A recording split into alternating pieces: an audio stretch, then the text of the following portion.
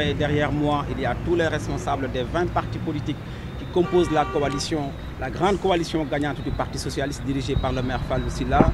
Aujourd'hui, nous nous sommes réveillés, nous avons terminé la campagne hier à 4 h du matin et ce matin, nous avons vu que des membres d'une coalition, une grande coalition dans cette ville, sont venus saccager nos locaux, le siège du Parti socialiste, notre QG de campagne. Et comme vous l'avez constaté vous-même, ce sont des actes qui démontrent un manque de sérénité parce que depuis le début de la campagne, la coalition du Parti socialiste a appelé à la sérénité, au calme et à la paix.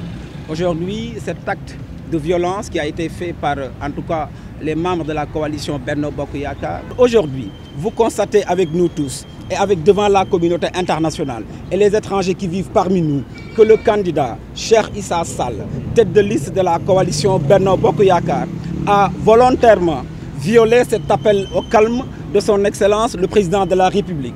Donc je voudrais attirer l'attention de son Excellence le Président de la République Macky Sall, que son candidat à Mbour a violé son appel au calme, son appel à la sérénité. Et je voudrais également appeler tous les démembrements de l'État, à commencer par le ministre de l'Intérieur, qui est gardien de la sécurité publique. Je voudrais lancer un appel au gouverneur de la région de Thiès, qui est l'autorité déconcentrée dans la région de Thiès.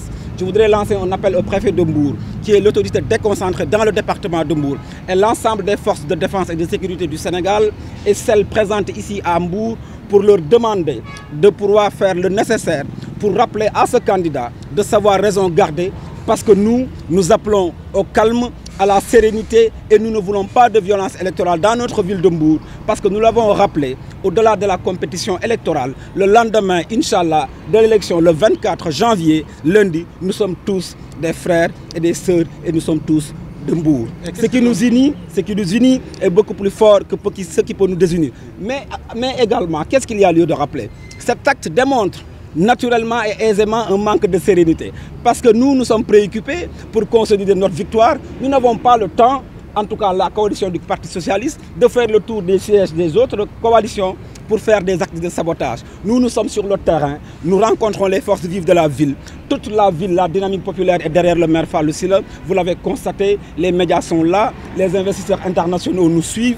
Donc voyez-vous, ceux qui ont le temps d'aller saboter des sièges des autres candidats, mais ceux-là n'ont certainement pas de programme, ils n'ont pas de capacité de conviction, mais donc voyez-vous, c'est déplorable. C'est-à-dire que l'acte de sabotage sur les murs de notre siège, ils sont venus, non seulement ils ont écrit, mais ils ont